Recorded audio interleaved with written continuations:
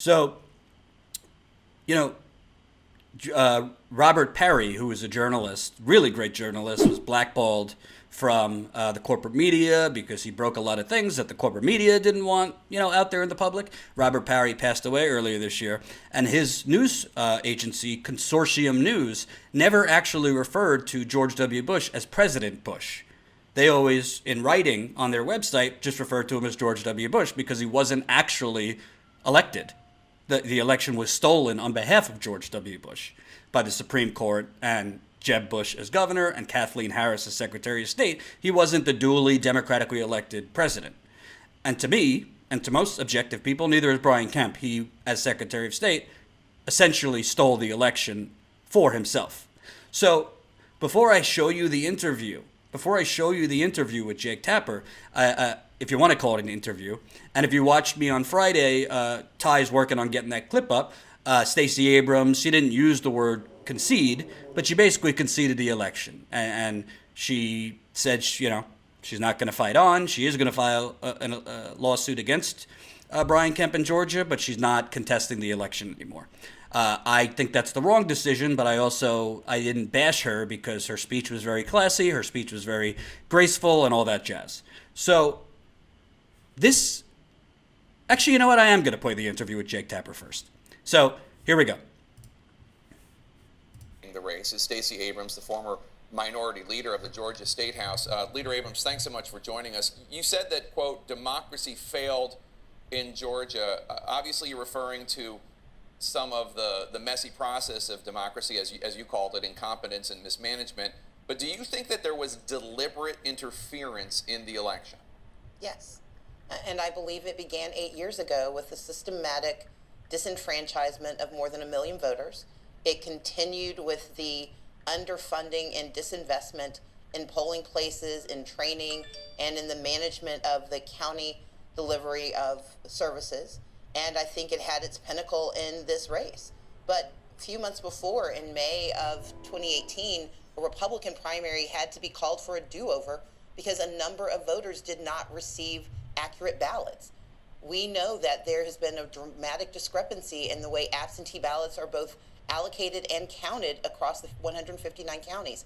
And so, yes, there was a deliberate and intentional disinvestment and, I think, destruction of the administration of elections in the state of Georgia. Well, let me ask you, because Kemp, when he was Secretary of State, did oversee a process in which 1.5 million voters were removed from the voting rolls. Here in Washington, D.C., which is hardly a Republican stronghold, if you don't vote in the last 4 years, you're removed from the voting rolls. And I don't think anybody thinks that's disenfranchisement. That's just people being removed from the rolls because of inactivity. What's the difference between what Kemp did, and if you don't vote within 3 years in Georgia, you're removed from the rolls, and what they do all over the country, including here in Washington? Oh, my God. Oh, my God. So there's a few options here. And we're live, by the way. And this is not 60 Minutes, so you might hear some sirens around me. Apparently, in my apartment complex on a Sunday, they decided to do some drilling. So what can I do? It's not always going to look and sound pretty, but I'm here for you. So Jake Tapper either did zero research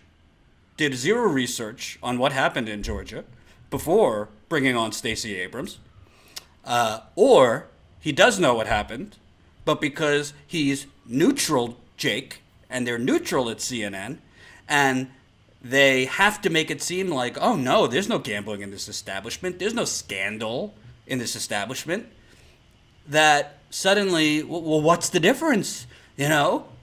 Cities and states all over this country, if people are inactive and don't vote, they're purged off the rolls. Now, there's been incredible reporting done by one Greg Palast. If you want to know the behind the scenes, I messaged Greg Palast several times to get an interview with him because I wanted to elevate and show his reporting. He didn't get back to me. I don't take it personally. It's fine.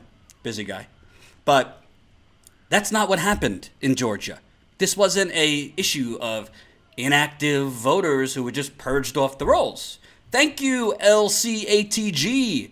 $5 on the super chat. Hi, I love your work, but on West Coast at work, so we'll miss most of this. Any way to do live shows later in the day? Hey, LCAT, where are you? I'm live every single day, Monday through Friday, 5 p.m. Eastern. 5 p.m. Eastern time. 2 p.m. Pacific time. So I hope you could catch me then. Monday through Friday, 5 p.m. Eastern. And Ty Bayliss, our photojournalist, is going to be live this week, Monday, Wednesday, and Friday. Monday, Wednesday, and Friday, 10 a.m. Pacific time, 1 p.m. Excuse me, 10:30 a.m. Pacific time, 1:30 p.m. So, sorry. I do my best. Thank you so much for the $5. So, Jake Tapper is sitting here. What is he? Is he a fucking idiot? Oh, by the way, you need to now fund me because I just lost money for this marathon. As soon as you curse, done. FewTube demonetizes you because apparently FewTube is now a PG audience. So he's a fucking idiot. That's not what happened in Georgia. This wasn't a case of there was 340,000 people purged, not inactive voters. Again, here's the news. This is reporting from Greg Palast in Rolling Stone. Republican gubernatorial candidate and current Georgia Secretary of State Brian Kemp incorrectly canceled some 340,000 voter registrations, according to a recent investigation. Although Kemp claimed the voters left the state of Georgia or moved to another country, they hadn't. Greg Palast, who filed suit against Kemp, wrote in Truthout. According to John Lenser, who is CEO of Cohere One and who led a review of the list of purge voters for Palast, 340,000 of those voters remained at their original addresses. They should have never been removed from the voter registration rolls. Palast only obtained the list after he filed suit against Kemp. Quote, it began 5 years ago when Kemp stonewalled my first requests for information on purges in Georgia. First for Al Jazeera and Rolling Stone, now for Truth Out and Democracy Now!, Palast wrote. It took my lawyer's threat of a federal lawsuit filed last week in Atlanta federal court to blast the list of the electorally doomed from Kemp's hands. After he received the list, Palast said he analyzed it and discovered that 340,134 voters were purged when they shouldn't have been. To do this, he consulted experts who cross-referenced voter data with a number of other databases, including cell phone bills and tax filings, to see if, in fact, any of these voters had actually moved. Many had not. A list of the purged voters' names is available on Palast's website. While it is too late for them to register for the upcoming midterm elections, they are still eligible to re-register for the 2020 presidential election. Kemp used a tactic Palast called purge by postcard to remove eligible voters from the rolls. Kemp sent a postcard that could have easily been mistaken for spam to voters who did not vote in the prior election. If a voter did not return the postcard, Kemp purged their registration without informing the voters it was happening. So there's so many things I could get into with this. Let's start with this. CNN, which is a multi-billion-dollar company worldwide. You think CNN has the resources to do what Greg Palast with his fedora and a shoestring budget, who has to crowdfund, like I'm crowdfunding from viewers to do real reporting? You think CNN might have had the resources to look into this and break it on their air? I guess if it's not the Russian boogeyman or Russian trolls interfering in our holy democracy, it doesn't fucking matter. And share this video. Let's get it out to more people. So, I don't even know what Jake Tapper's talking about.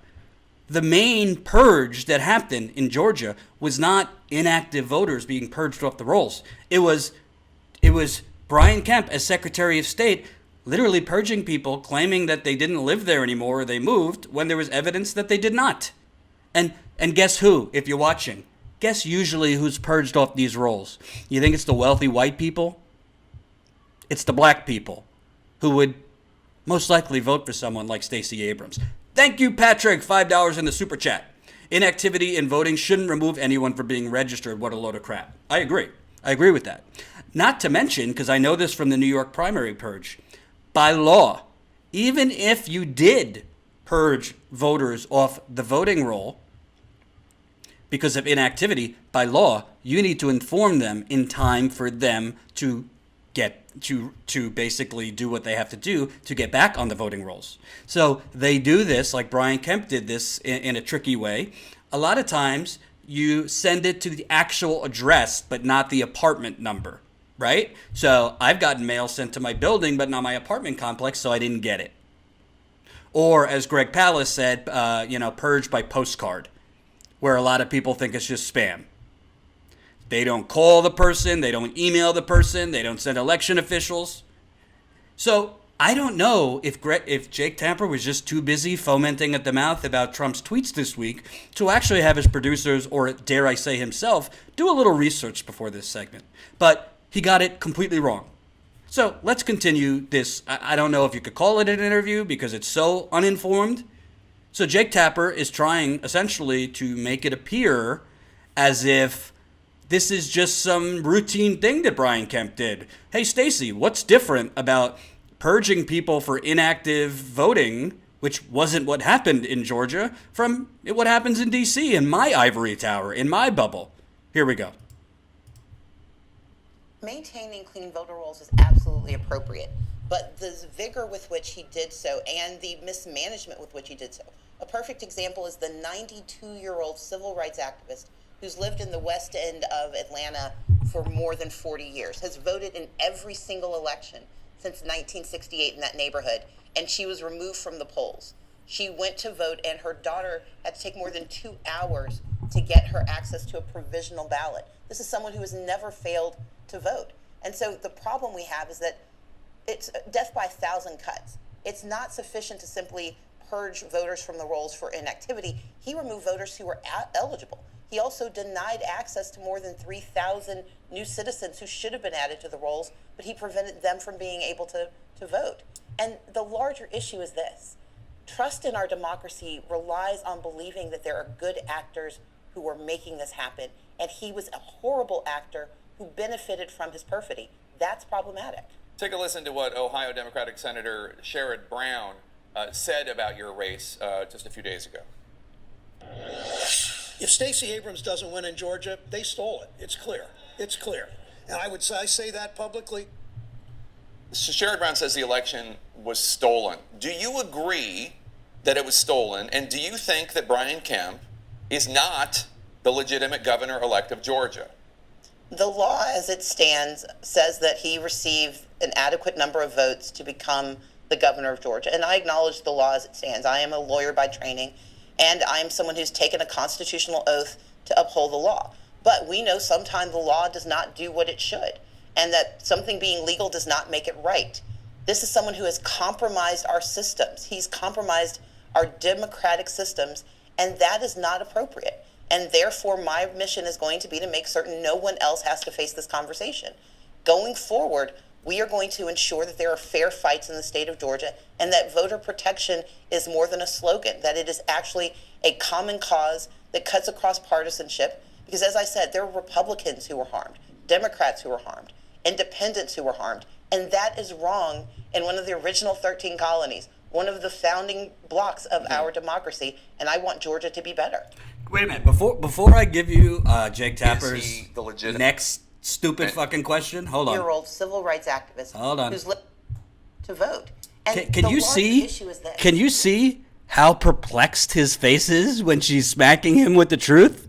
Because again, he either doesn't know what happened in Georgia by his first question, which made it seem that this was just the Secretary of State taking inactive voters off the rolls. But look how perplexed he is when she's saying, no.